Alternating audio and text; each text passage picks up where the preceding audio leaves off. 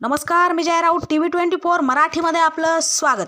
औंढा नागनाथ तालुक्यात अवकाळी पावसाचा तडाखा, गहू ज्वारीचे नुकसान. तालुक्यात झालेल्या अवकाळी पावसामुळे गहू व ज्वारी पिकांचे मोठे नुकसान झाले आहे. काढणीस आलेला गहू भिजला असून ज्वारी पिके आडवी पडलेली आहेत. त्यामुळे शेतकरी चिंतेत असून तात्काळ पंचनामे करून आर्थिक मदत द्यावी अशी मागणी शेतकरी वर्गाकडून होत आहे.